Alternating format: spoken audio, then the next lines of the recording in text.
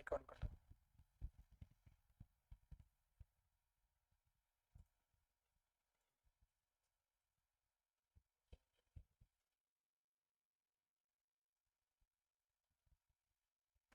हाँ जी, नमस्कार। Am I audible to all of you?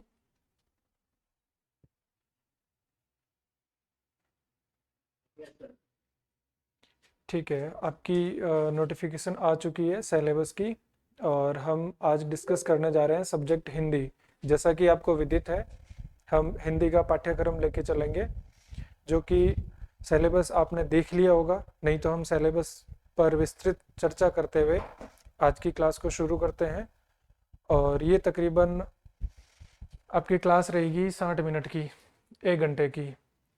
इसमें हम आपने अगर सिलेबस देखा हो, नहीं देखा हो तो ये ग्रुप में भेज दी गई होगी फाइल, नहीं तो भेज दी जाएगी।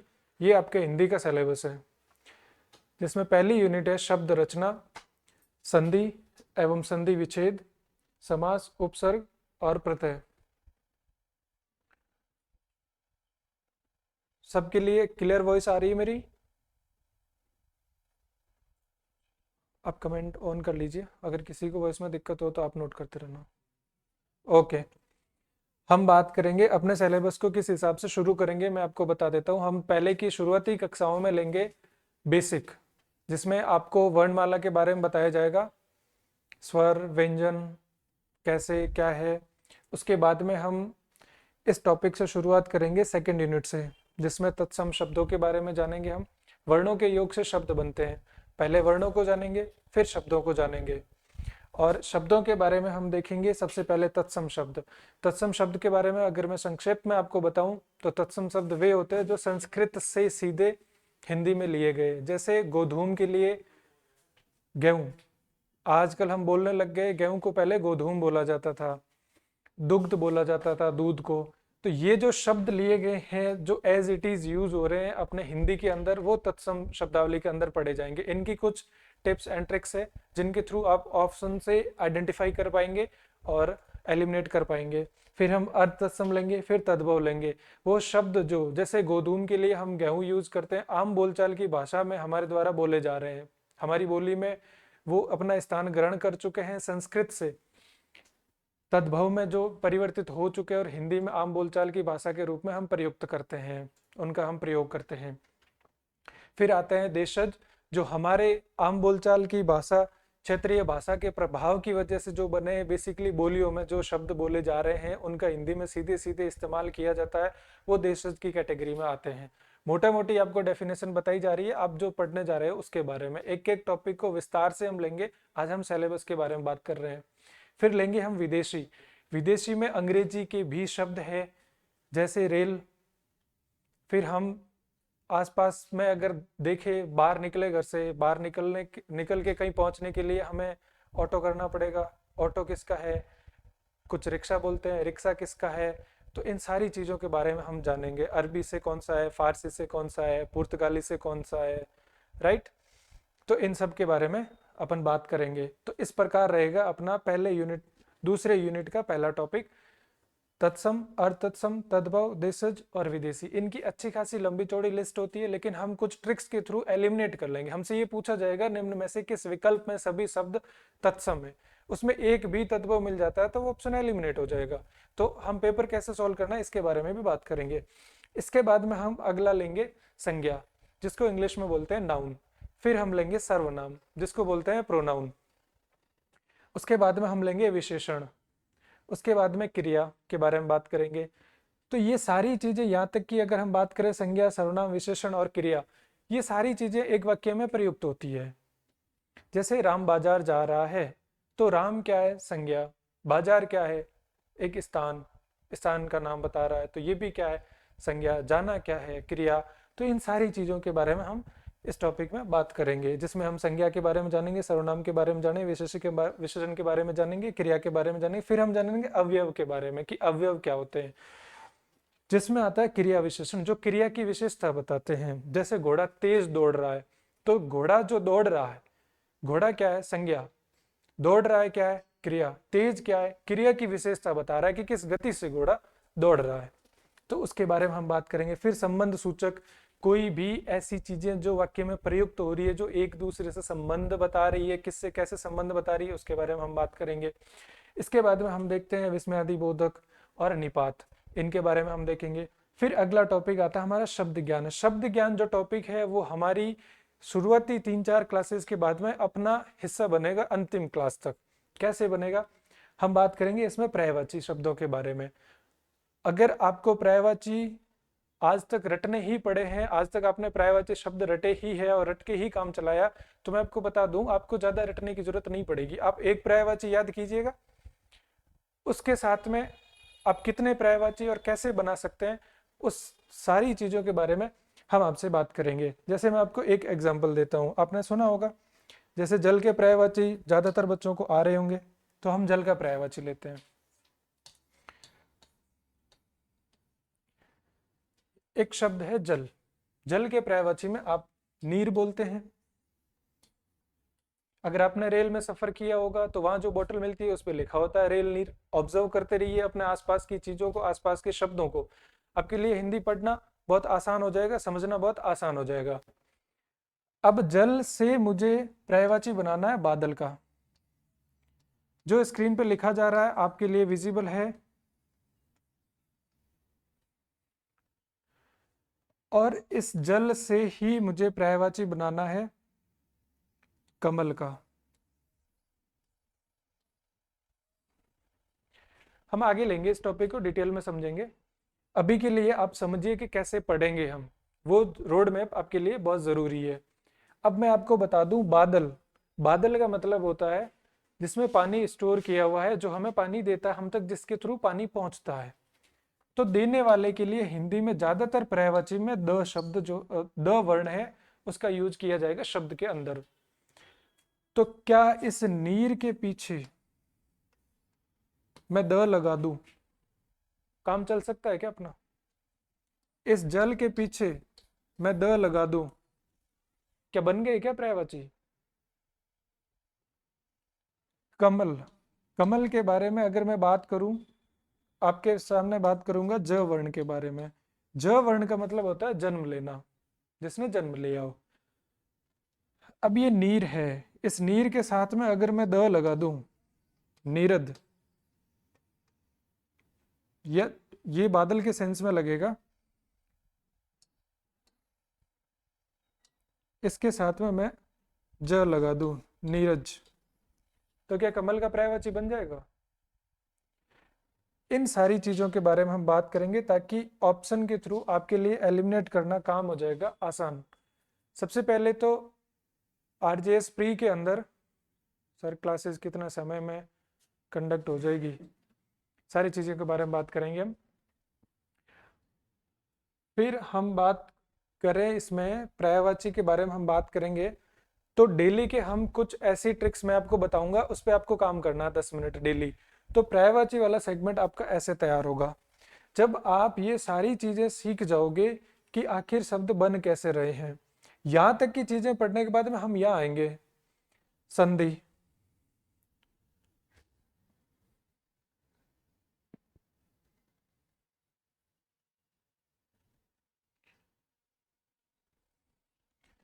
हम देखेंगे संधि। जब आपको ज्ञान हो जाएगा शब्दों के बारे में, शब्द ज्ञान आप समझ लोगे, फिर आप संज्ञा, सर्वनाम, विशेषण, क्रिया, अवयव, ये सारी चीजें आप समझ लोगे। इसके बाद में हम बताएंगे आपको कि वर्णों का योग से किस प्रकार परिवर्तन किया जाता है एक शब्द के अंदर। जैसे हम लेते हैं विद्या, तो यह व, द, ये वर्ण है, इनका योग बना है विद्या।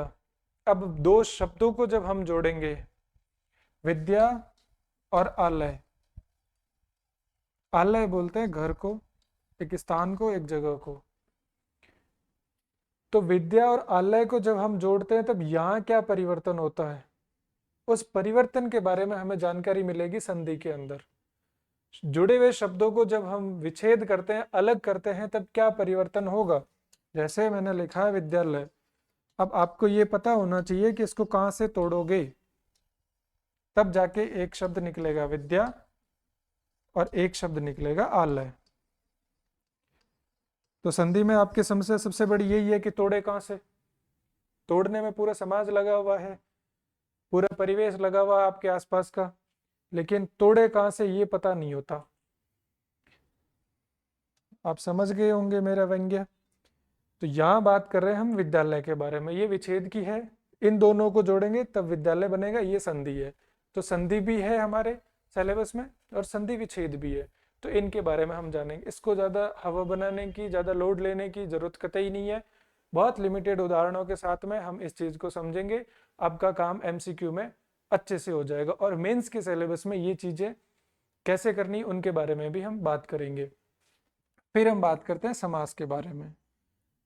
जैसे अभी सब लोग लंच करके बैठे होंगे और जो लंच बना है वो आपका बना है रसोई में, जिसको बोलते हैं किचन, रसोई घर। रसोई घर का मतलब क्या होता है? खाना बनाने की एक जगह, रसोई के लिए घर। अब कैसे बना रसोई घर, ये समास है। जैसे मैं आपको बोलूं, आपने जैन समुदाय में सुने होंगे दिगंबर, श्वेतांबर, तो ये क्या है? ये समास है। दिगंबर का मतलब होता है दिक, दिक मतलब दिशाएं, दिशाएं जिसका अंबर, अंबर होता है वस्त्र, दिशाएं जिसका वस्त्र हो, अंबर हो, उसको बोलते हैं दिगंबर। श्वेतांबर जो श्वेत वस्त्र धारण करते हो उनको बोलते हैं श्वेतांबर।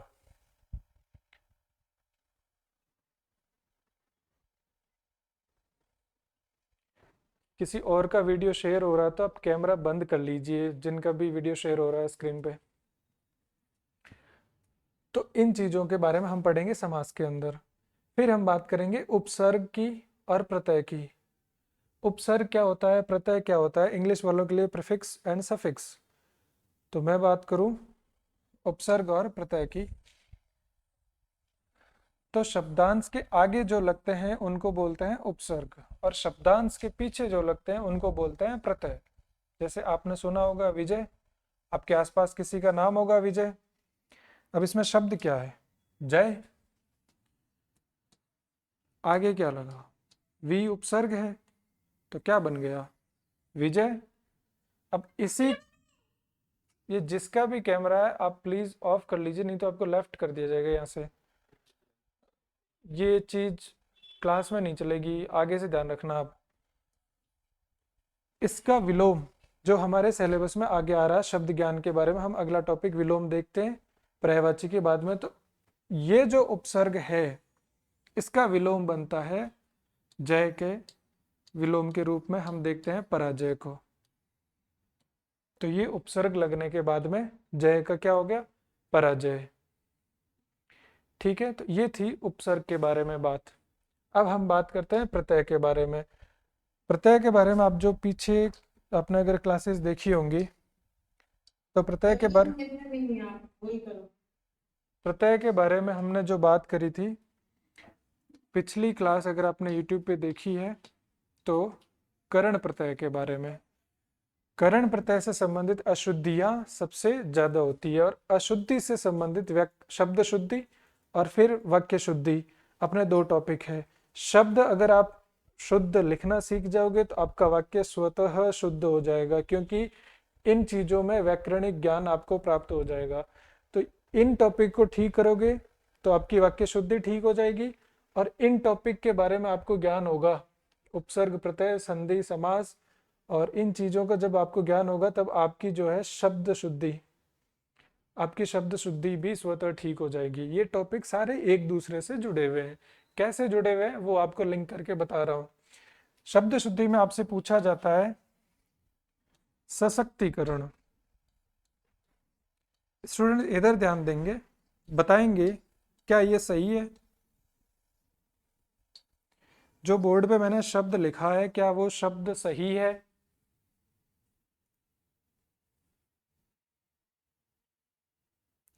आप लाइब्रेरी में है, कहीं और है तो आप टाइप कर सकते हैं, बोल सकते हैं तो आप बोल भी सकते हैं।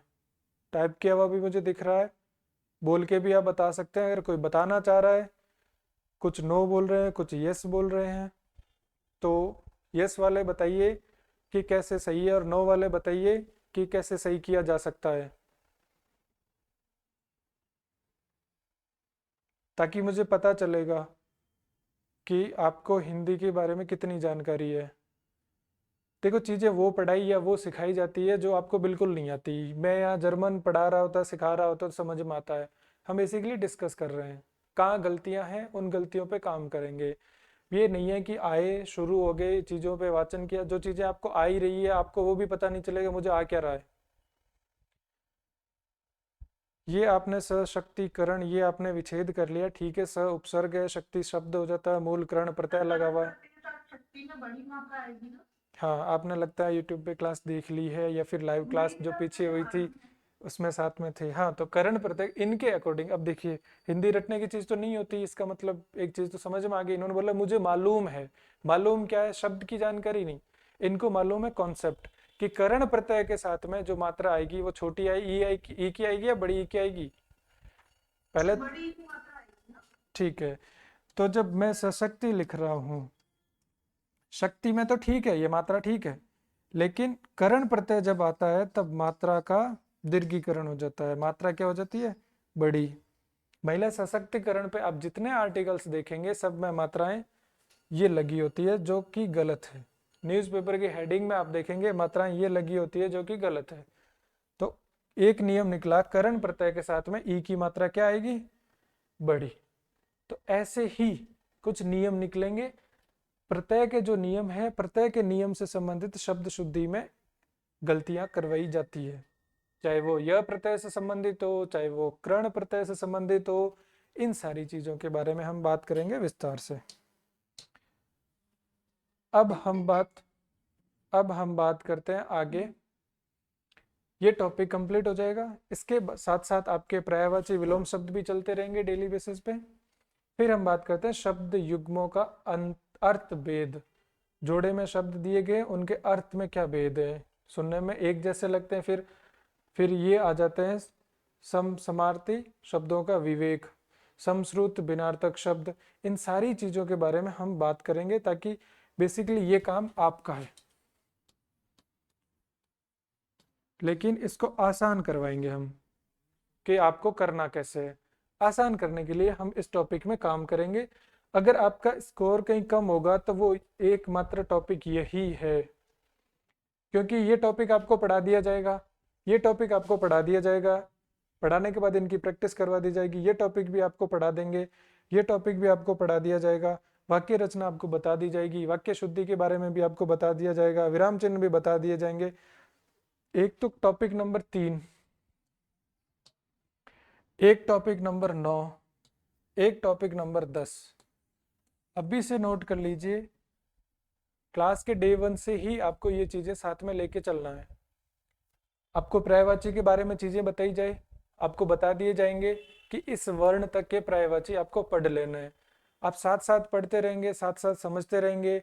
आपको समझ में नहीं आए तो आप पूछते रहना, आप कमेंट लिख सकते हैं, आप वॉइस पे पूछ। इसीलिए तो मीट का फ़ायदा क्या हुआ, वरना वरना तो क्लास रिकॉर्ड कर दी जाती, डाल दी जाती, मैं वाचन करके चला जाता, आप श्रवण कर लेते उन चीज़ों का। लेकिन आपको चीज़ें करनी है आत्मसात, और चीज़ें आत्मसात करने के लिए ज़रूरी है कि आप चीज़ों को चबा चबा के आराम आराम से खाएं, ताकि उनका पाचन होगा। डाइजेस्ट हुई हुई चीज़ ही तो शरीर में काम करती है, वरना तो अपशिष्ट के रूप में खाना निकल जाता है। क्या सेंस उस चीज़ का। फिर हम इन चीज़ों पे बात करने के बाद में, जब ये टॉपिक आपका समापन की ओर जाएगा, इस टॉपिक के आपके टेस्ट भी, टेस्ट सीरीज में जब टेस्ट हो तब आप चेक कर लेना कि आपका स्कोर क्या जा रहा है इसमें। बाकी मैं इसमें क्या बता सकता हूँ, पर्यायवाची के बारे में बता दूंगा आपको, विलोम शब्द कैसे निकालने हैं, वन वर्ड के लिए क्या हो सकता है दिए गए ऑप्शन में से, कैसे पहचानना है, कोई जगह जाना कठिन हो तो उसके लिए क्या आता है, दूरोपसर्ग आता है। तो वो सारी चीज़ें यहाँ से क्लियर होती जाएगी। ये जब पढ़ाऊँगा तो इन सारी चीज़ों के साथ में इसका भी होमवर्क होता जाएगा। जब आप यहाँ से कोई उपसर्ग पढ़ोगे और फिर इसको वन वर्ड में पढ़ोगे, तब आपको समझ में आएगा, अच्छा इस स्पेसिफिक वर्ड का जब भी मेंशन हो प्रश्न के अंदर तब इसका उत्तर ऐसे निकाला जाएगा। तो वो एग्जाम्पल भी लाएंगे हम साथ में कि ये प्रश्न है, इसका उत्तर ऐसे निकालना है। ठीक है जी। अब आगे देखिए आप, ये टॉपिक कंप्लीट होने के साथ में शब्द शुद्धि आपकी स्वतः पूर्ण हो जाएगी। बचे हुए सेगमेंट को हम मेंशन कर लेंगे 4-5 हेडिंग के रूप में, आपका काम हो जाएगा। फिर व्याकरणिक कोटियों के बारे में हम बात कर लेंगे। लिंग से संबंधित अशुद्धि होती है जो किस में आती है, वाक्य शुद्धि में। अब हमें पता ही नहीं है कि कौन सी चीज स्त्रीलिंग है। बादल स्त्रीलिंग है या पुल्लिंग है? बताइए, बादल स्त्रीलिंग है या पुल्लिंग है?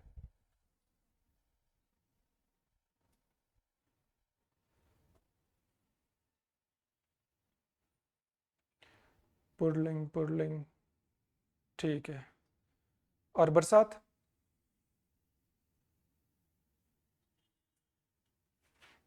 बरसात स्त्रीलिंग है या पुल्लिंग है? स्त्रीलिंग। और वर्षा?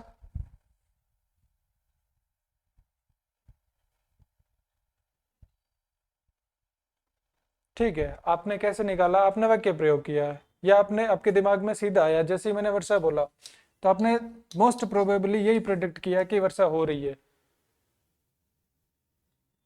ठीक है। और घने बादल छाए हुए हैं, ये चीजें आपको क्या करना है? कोई शब्द नहीं समझ में आ रहा है, वाक्य प्रयोग करो।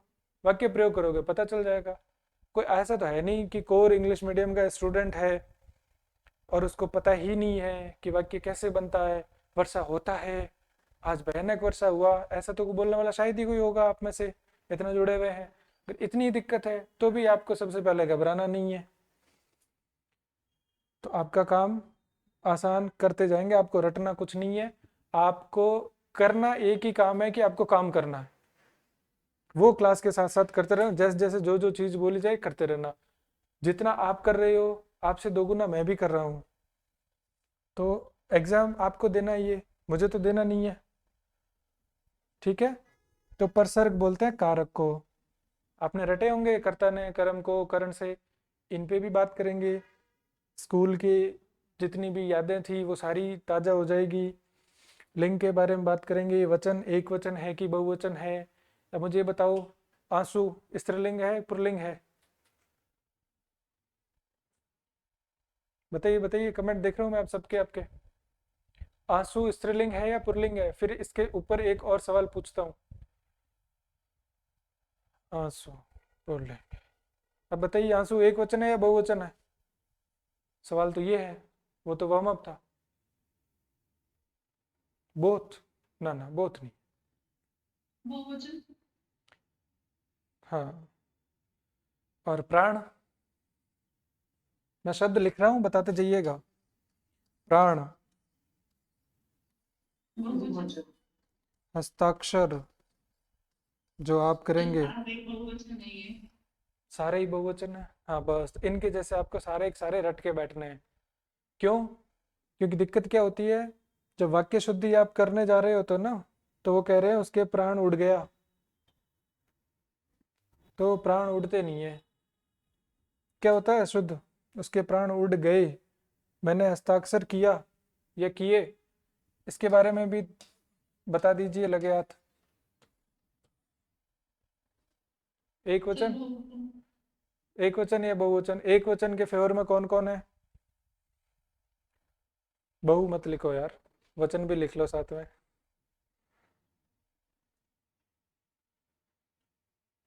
हाँ जी,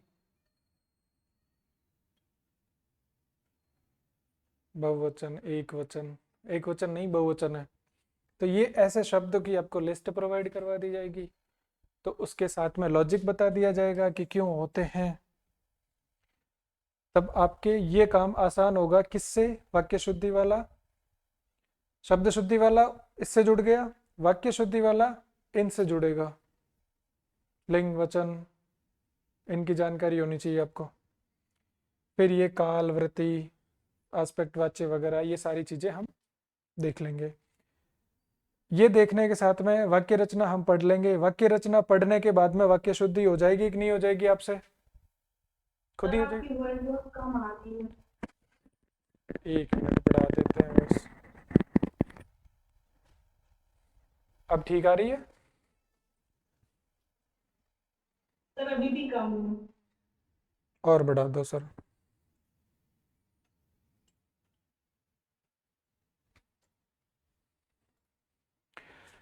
फिर देखेंगे हम विराम चिन्हों का प्रयोग। आपने आजकल इंस्टा पे रील्स वगैरह देखने का ट्रेंड अच्छा खासा है। उसने बोला कि उसमें गलतफहमी इस कदर थी कि मैंने बोला रुको मत जाओ, उसने समझा रुको मत जाओ। तो यहाँ गड़बड़ कहाँ हुई?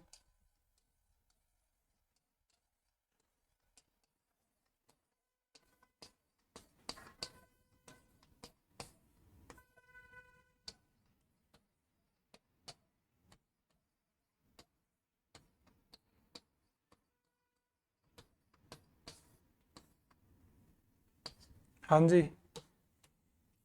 आप रोकना चाहोगे या भेजना चाहोगे? भेजने के लिए कौन सा है, रोकने के लिए कौन सा है? पहला या दूसरा, एक या दो लिख दीजिए और कमेंट में। दिख नहीं रहा होगा, अब दिख रहा है?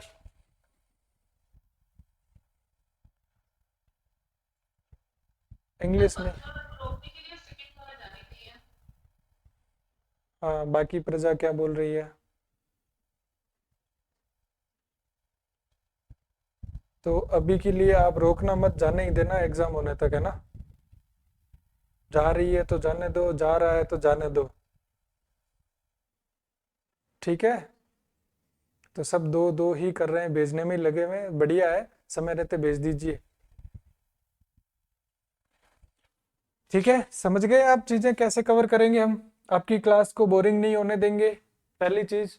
और दूसरी चीज, नोट के साथ में, एंटरटेनमेंट नहीं होगा बिल्कुल भी। बोरिंग नहीं होगी इसका मतलब ये नहीं है कि एंटरटेनमेंट होगा, काम काम की चीजें होगी। फिर आता है मुहावरे और लोकोक्तियां। अब मुझे तो आप बताइए, मुहावरे और लोकोक्ति में अंतर क्या होता है, जो हिंदी पढ़ते आ रहे हो इतने समय से? मैं यहाँ लिख देता हूँ ना, रुको मत जाओ का मतलब यही होता है कि हाँ, रुक ही जाओ। और इसका मतलब है रुको मत जाओ का मतलब क्या होता है? क्या बता रहे थे? आपको क्या करना, आपको ये काम करना है, निकालो अभी समय रहते। ठीक है, उसके बाद पेपर निकालना, फिर वापस बुला लेना। वो बताइए, अंतर बताइए आप लोकोक्ति मुहावरे में।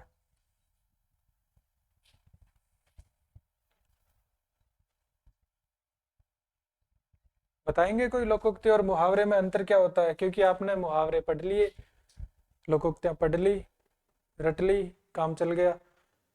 अब आपको अंतर पता होगा ना, तब आप ऑप्शन को एलिमिनेट कर पाओगे।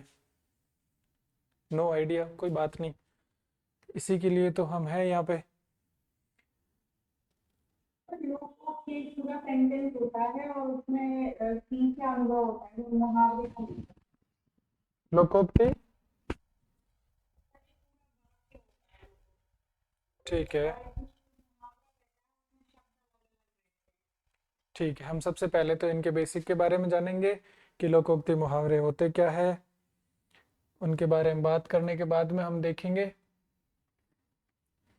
कि करना कैसे है, याद कैसे करना है। हर एक लोकोक्ति जितनी संभव हो सके उनकी स्टोरी बताई जाएगी आपको, कि ये स्टोरी है इसके साथ में, ताकि आप याद कर सको। और स्टोरी वही 30-40 सेकंड की, जितने की आपकी रील होती है एक, इससे ज़्यादा समय की स्टोरी नहीं। ठीक है, फिर आता है पारिभाषिक शब्दावली वाला टॉपिक। पारिभाषिक शब्दावली में आपको क्या करना है, साथ के साथ चीज़ें पढ़नी है। पारिभाषिक शब्दावली में कुछ नहीं है। अभी मैं आपको बोलूँ अगर,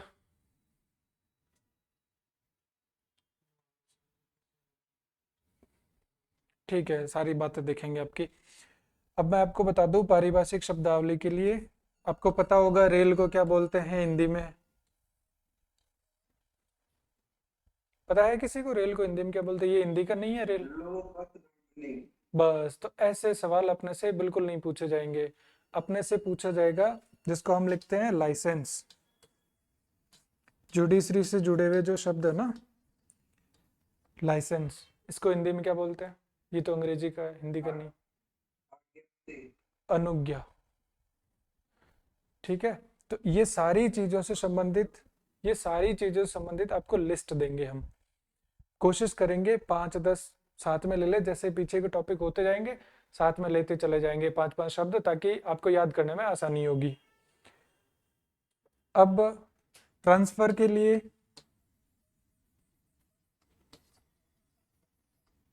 ट्रांसफर के लिए क्या है? तबादला, और क्या है? स्थानांतरण।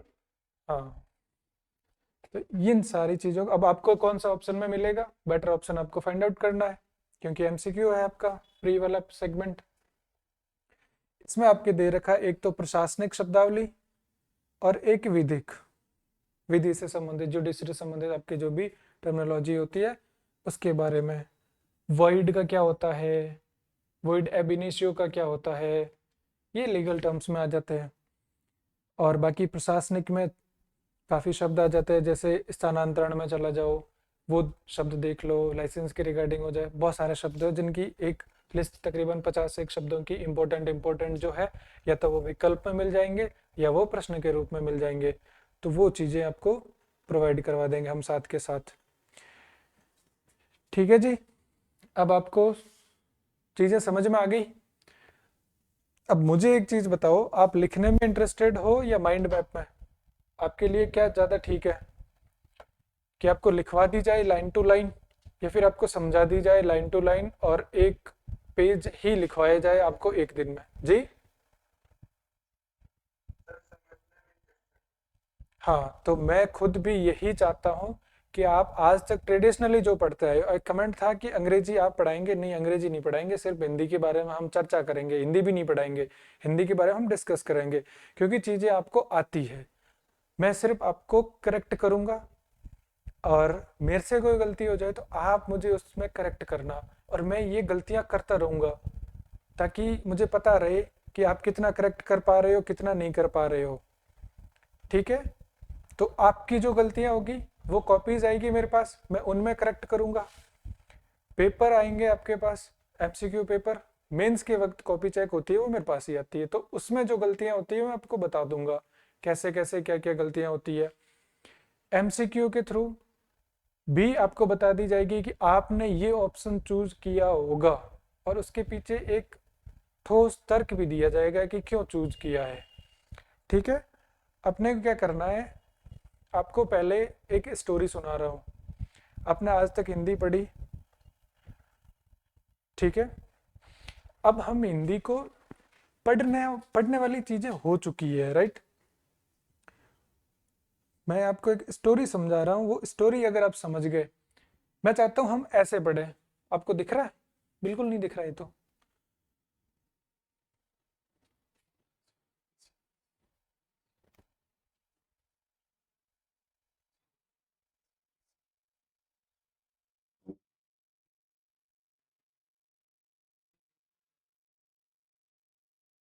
ये दिख रहा होगा आपको, इसकी ब्राइटनेस कम करो।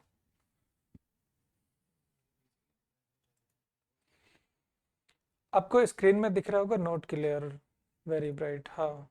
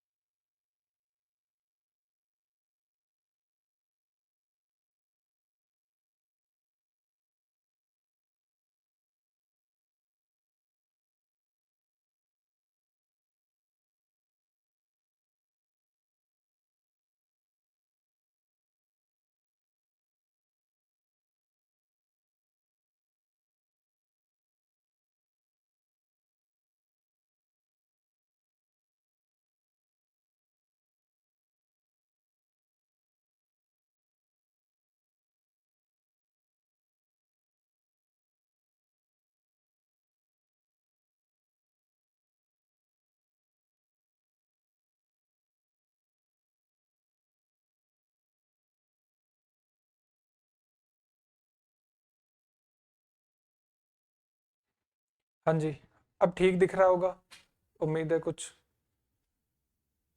अभी के लिए वैसे नहीं पढ़ा जाएगा, आपको बताई जा रही है चीजें ना, तो आप निश्चिंत रहिए। जब पढ़ाना शुरू किया जाएगा ना इससे, तो ये चीज़ें आपको प्रोवाइड करवा दी जाएगी, तो आपके पास पहले से होगी ये चीज़ें। और जो बोल रहे हैं मेरी हिंदी में दिक्कत हो रही है, कोई बात नहीं, आप क्लास लीजिए, 10 दिन ले लीजिए, 10 दिन के बाद आप खुद पढ़ाएंगे हिंदी, राह चलते हुए हर व्यक्ति को करेक्ट करेंगे इधर बस आपको 10 दिन मेरे साथ देना है, 10 घंटे तो मुझे देना है, आधा घंटा हिंदी को देना है, 1.5 घंटा दे दो बहुत, बाकी टाइम आप अपना काम करते रहिएगा। अभी ठीक नजर आ रहा होगा, बाकी मैं जो लिख रहा हूँ वो आपको दिख जाएगा। देखो, हम बात करते हैं एक स्टोरी की, तो पहले वो स्टोरी सुनते हैं, और स्टोरी से क्या समझ में आता है वो बताना मुझे। आज तक किसी ने एग्जाम दिया है पहले आरजेएस का? बताएंगे, एक बार कमेंट ऑन कीजिए। आप बताइए, एक बार खुल के बात कीजिए, किस सब्जेक्ट में दिक्कत हुई, हिंदी में कितनी दिक्कत हुई है, कहाँ दिक्कत हुई है, किस टॉपिक में दिक्कत हुई है। हाँ, बीच में माइक बंद किया था, कुछ नहीं बोला ऐसा समझाने जैसा। किस टॉपिक में दिक्कत हो रही थी? पूरी हिंदी में ही दिक्कत है, पूरी दिक्कत है, सारी गायब हो जाएगी हिंदी में, निश्चिंत रहिए आप। बस काम करते रहिएगा साथ के साथ, काम चोरी मत करना। हिंदी नहीं हो पाई, सबसे पहले अब हिंदी के सवाल ही ढूंढ के करोगे आप, निश्चिंत रहो। First attempt is last attempt, don't worry, no need to worry about Hindi. मेरे को अंग्रेजी भी आती है थोड़ी थोड़ी, तो आपको अंग्रेजी के साथ पढ़ाएंगे हिंदी। अरे आशीर्वाद ईश्वर का।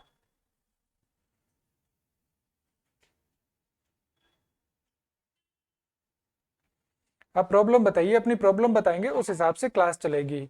ऐसे नहीं चलेगी कि मैं चाहता हूँ वैसे चलेगी, आप चाहते हो वैसे चलेगी क्लास। बुक पढ़नी ही नहीं है तो, बुक ही पढ़नी होती तो हमने पढ़ी है ना आज तक तो हिंदी, अनिवार्य हिंदी के तौर पे 12th तक पीछा नहीं छोड़ा, किसी किसी के तो कॉलेज तक नहीं छोड़ा होगा, कहीं कहीं तो हिंदी इंग्लिश ऑप्शन में होती है।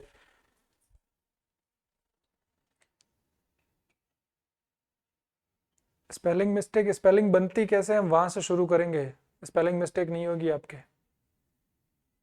10th तक पढ़ी बहुत है, 10th वाली किताब से ही शुरू करेंगे अपन। देखो, शुद्धि अशुद्धि, क्योंकि अपने शुरुआत ही गलत करते हैं ना, अपने सीधे वही पढ़ते हैं कि लिखना कैसे है शुद्ध। वो एक नियम बताया था ना करण प्रत्यय वाला, ऐसे प्रत्यय के नियम आपके दिमाग में बैठ जाएंगे, आप खुद नियम लगाएंगे फिर।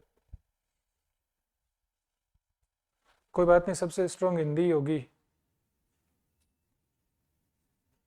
रेफरेंस बुक कुछ नहीं है, जब जिस चीज़ की जरूरत होगी आपके पास पीडीएफ पहुंच जाएगी उस चीज़ की, आपको कोई किताब नहीं खरीदनी, आप किताब खरीद के उस किताब में बैठ जाओगे, किताब में जो चीज़ें जरूरत की होगी उसकी पीडीएफ आ जाएगी आपके पास में।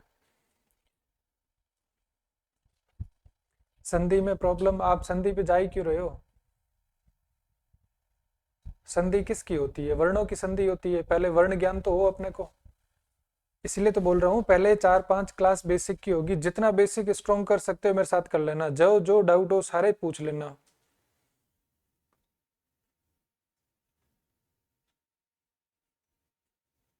लास्ट पेपर में 9 क्वेश्चन हुए थे, लेकिन संधि में प्रॉब्लम थी।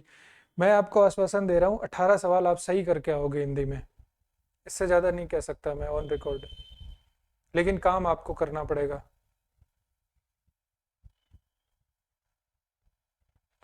सारी चीज़ें बहुत अच्छे से करवाई जाएगी, मैं बोल रहा हूँ साथ साथ काम करते रहना, भले आपने हिंदी पढ़ी हो नहीं पढ़ी हो, आपके फेवरेट सब्जेक्ट में से एक सब्जेक्ट बनेगा हिंदी।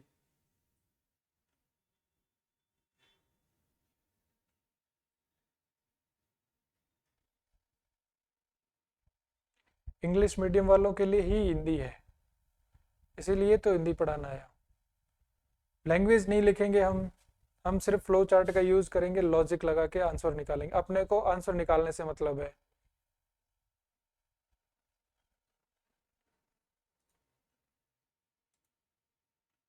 मुझे 20 का पता था, 15 आएंगे, ठीक है, आपके 80% सवाल राइट हो जाएंगे, आप वो चीज़ छोड़ दीजिए मेरे पे।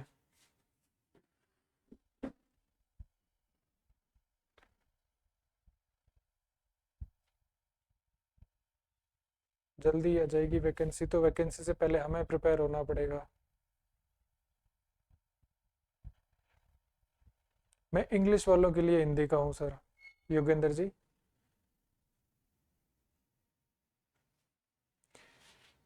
ये डेमो क्लास है जो यूट्यूब पे रहेगी, बाकी क्या रहेगा वो सर बताएंगे आपको। पर इस डेमो क्लास को डेमो की तरह लेना मत है ना, क्योंकि काम की क्लास है ये। आपको रूल्स सारे बता दिए जाएंगे। उसके बाद में मेंस के लिए आपके पास में एक ही चीज़ बचेगी, वो बचेगी कॉम्पोजिशन वाले पार्ट की प्रैक्टिस। लेटर कैसे लिखना है, ऐसे कैसे लिखना है, वो सारी चीज़ें पढ़ाना स्टार्ट हो चुका है सर।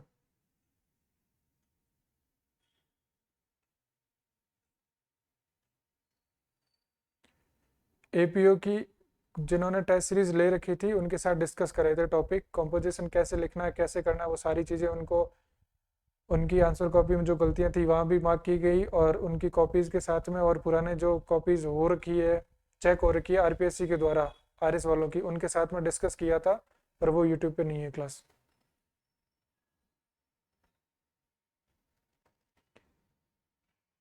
चलो अब क्लास स्टार्ट करते हैं। क्लास का टाइमिंग आपको सारी चीज़ें बता दी जाएगी। अब मैं समझ गया आपकी प्रॉब्लम का है। अब बस सारी चीज़ें मेरे पे छोड़ दीजिए, किताबों के पीछे मत भागिए। आपको जितना करवाया जाता है उतना बहुत अच्छे से कर लीजिए। हम प्रश्नों का अभ्यास भी करेंगे कि आंसर निकालना कैसे है, ठीक है। उसके बाद आरजीएस जो आपका मेंस है, आरजीएस मेंस के लिए जब हम पढ़ेंगे तब आपको फॉर्मेट बताए जाएंगे, इस फॉर्मेट में आपको लिखना है। तो बेसिकली अभी आपके साथ में सारा रॉ मटेरियल हम तैयार कर लेंगे, और उस रॉ मटेरियल से आपका प्रीलिम्स निकल जाएगा, और फिर उस रॉ मटेरियल को यूज़ करके जस्ट लाइक अ कुक आपको रेसिपी बता दी जाएगी मेरे द्वारा, और आपको कुकिंग करनी है। और जो जितना अच्छे से रेसिपी फॉलो करेगा वो उतनी अच्छे से कुकिंग कर पाएगा। रेसिपी बुक का खाना बनाने में कोई योगदान नहीं होता, लेकिन रेसिपी के प्रोसेस का बहुत योगदान होता है, उससे बहुत स्वादिष्ट खाना बनता है, ठीक है। आरजीएस और एपीओ की हिंदी काफ़ी सेम है, कुछ कुछ चीज़ें अलग है, वो सारी चीज़ें बता दी जाएगी। आप अभी इधर ध्यान दीजिए, स्टोरी की बात कर रहा था मैं। एक शॉप खुली हुई थी यहाँ पे,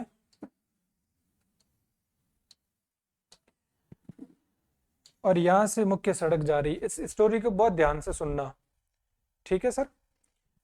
अब ये दुकान खुली हुई है मिठाई की। इस मिठाई वाले ने अपने दुकान का जो होर्डिंग लग रखा है ना, इधर लिख रखा है कि इस क्षेत्र में, इस संपूर्ण क्षेत्र में मिठाई मेरी दुकान से जाती है। इधर से कोई चलते हुए जा रहे थे आप जैसे बुद्धिमान बुद्धिजीवी, उन्होंने दुकान का नाम पढ़ा, नाम तक ठीक था कि मिठाई मिलती है वगैरह वगैरह, क्षेत्र में जा रही है, ये इनको चीज कुछ हजम हुई नहीं। इन्होंने जाके पूछा कि ताऊ मेरे को तो ये बताओ, आपके यहाँ से मेरे यहाँ तो कभी मिठाई आई नहीं, तो ये आपने संपूर्ण क्षेत्र जो लिखा है ये संपूर्ण हटाइए आप, मेरे यहाँ तक मिठाई आपके यहाँ से कभी आई नहीं। इसने बोला बिल्कुल जाती है, तुम्हारे यहाँ नहीं है तो कभी न कभी खाई होगी, कहीं किसी और के वहाँ खाई होगी, पर मिठाई सारी जगह मेरे यहाँ से जाती है। इनका थोड़ा दिमाग खिसक गया, घर गए, 2 बीघा जमीन थी, 1 बीघा खिसका दी साइड में, वहाँ से पैसा लिया, इधर सामने दुकान लगा ली। ये दुकान राजस्थान में खुली हुई थी। इन्होंने लिखा मिठाई मिलती है ताजी, ये वो रेट वेट सारी, उसके साथ में लिख दिया संपूर्ण राजस्थान में मिठाई मेरे यहाँ से जाती है। ध्यान देना इस चीज पे, पूरे पेपर में काम आएगी, पूरी तैयारी के दौरान काम आएगी। इन्होंने राजस्थान में बेची, इन्होंने बोला पूरे भारत में मेरे यहीं से जाती है। अब बोलो, इन्होंने वापस लिखा सुबह उठ के पूरे विश्व में मेरी यहीं से जाती है। इसने लिख दिया तीनों लोक में मेरे यहीं से जाती है। अब इनका दिमाग खराब हुआ, इनके वहां काम करने वाले ने बोला उसने तो ऐसा लिख दिया, तीनों लोग लिख दिए। एक दिन तो ये भी परेशान रहा, फिर किसी ने गाइड किया, फिर इसको चीज समझ में आई कि ये क्षेत्र के पीछे गया तो संपूर्ण राजस्थान में गया, ये भारत में गया तो विश्व में गया, ये तीनों लोक में पहुंच गया, तो तू बाहर क्यों दौड़ रहा है, तू इसकी दुकान तक ही पहुंच जा। उसने लिख दिया कि सामने वाली दुकान में मिठाई मेरे यहाँ से जाती है, अब तू लिखता रहे, तेरे को जो लिखना है तू लिखता रहे। आपको स्टोरी समझ में आई? कहाँ तक पकड़ोगे आप पेपर बनाने वाले को? इस बुक में से सवाल आए, ये बुक पढ़ ली। इस टेस्ट सीरीज में से सवाल आए, ये टेस्ट सीरीज ज्वाइन कर ली। उस टीचर की मैराथन में से सवाल आए, वो मैराथन ज्वाइन कर ली। कहाँ तक? आप ये भागना बंद करो। आपका जो संस्था एग्जाम ले रही है, उस संस्था में जो पेपर बना रहे हैं उनके दिमाग के पैटर्न तक पहुंचो, ना कि ये जो साइड वाली चीजें हैं इन तक। तो हमारा काम सिर्फ और सामने वाली दुकान तक रहेगा। हमें सिर्फ सामने वाली दुकान तक मिठाई सप्लाई करनी है, बाकी इसको जो लिखना है जी में, जो जी में आए वो लिखे। ठीक है? अब आपको समझ में आ गया हमारे पढ़ने का तरीका क्या रहेगा। ये स्टोरी आपके हर एक सब्जेक्ट में लागू होगी। एक भी ऐसा सब्जेक्ट नहीं है जिसमें ये चीज लागू नहीं होगी। बस बात यही है कि जो आपको यहाँ करवाया जा रहा है वो काम करना है। और अब ये बात तो थी मेरे बारे में कि कैसे करवाऊंगा इस सब्जेक्ट को और कैसे चीजें हम शॉर्ट आउट करते हुए जाएंगे। जिनको हिंदी आती है नहीं आती है कोई फर्क नहीं पड़ता, सबके सवाल सही होंगे। अब बात आती है आप पे। एक लास्ट स्टोरी, उसके बाद आप समझ जाएंगे पूरी अपनी जो भी क्लासेस रहेगी उन क्लासेस के दौरान आपको क्या और कैसे करना है। हर एक बोतल दूसरी बोतल से कनेक्ट होती है।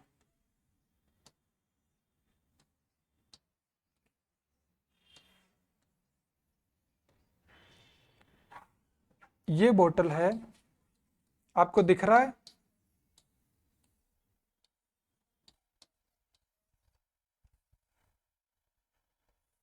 यहां पाइप लग रखी है।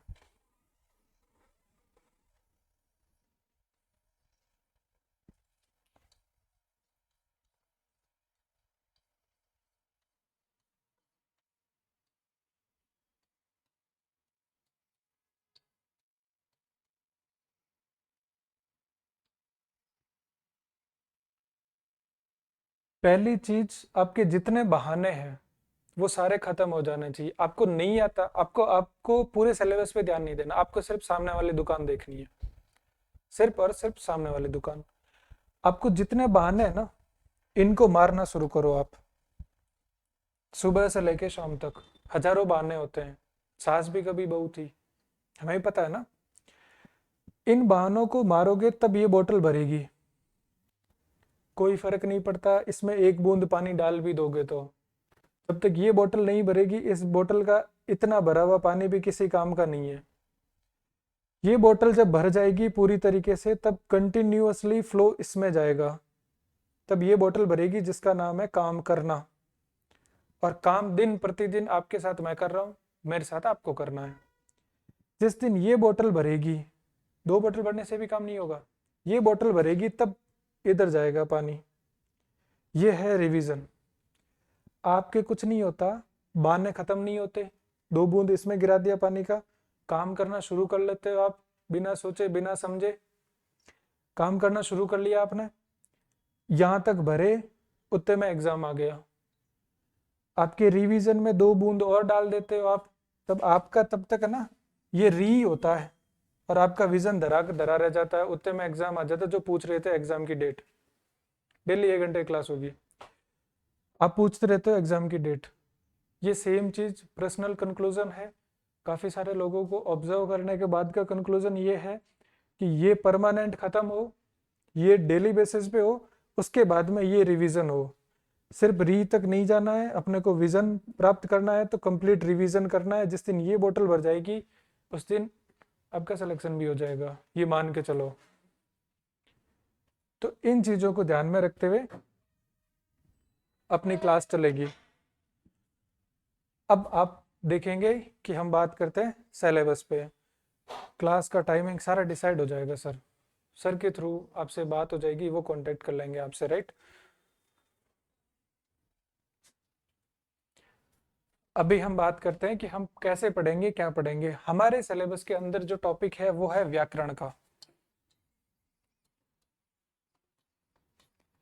और आपको सिलेबस जो है वो बाय हार्ट होना चाहिए।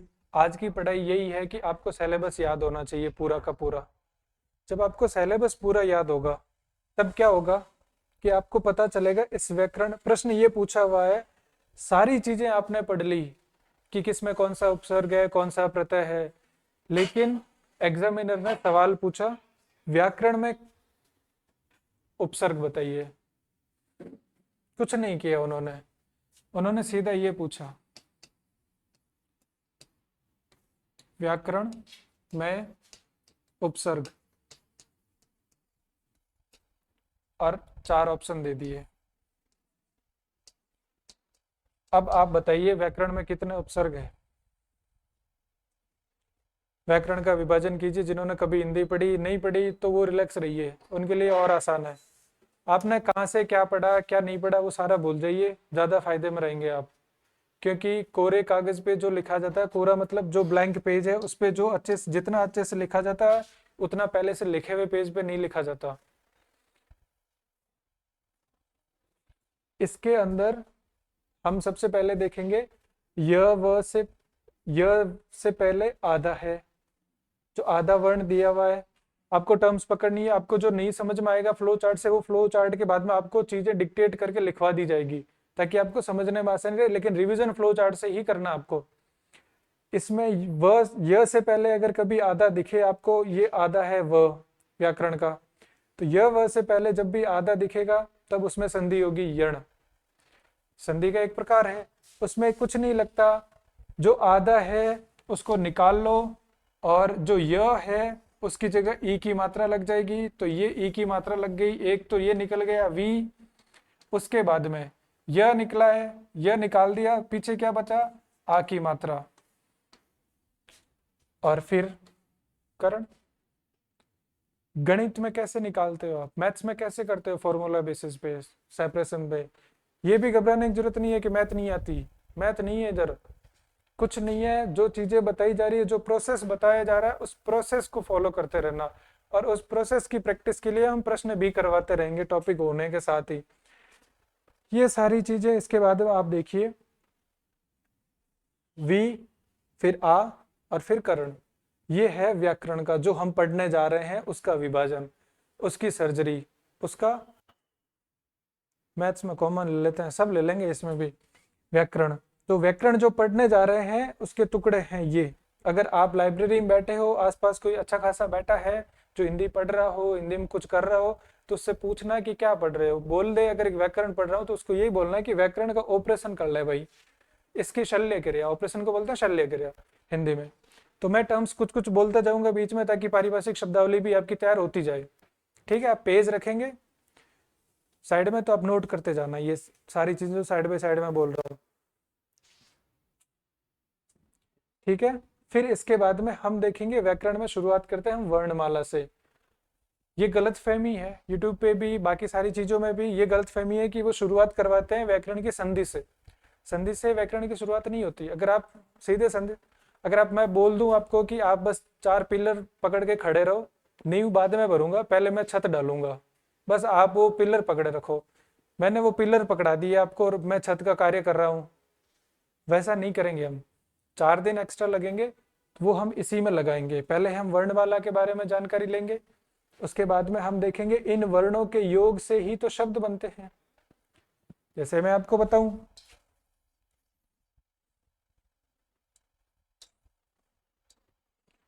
कमल, तो ये क है, ये म है, ये ल है, ये क्या है, ये वर्ण है। ठीक है, अब मैं इनको इंटरचेंज कर लूं तो ये कलम बन गया। अब मुझे ये बताओ, अगर इस म को मैं यहां लिख दूं मकल, और ये सारे, इन पे लाइन घुमा दी मैंने, इन सब का मैंने योग कर दिया, मतलब कलम,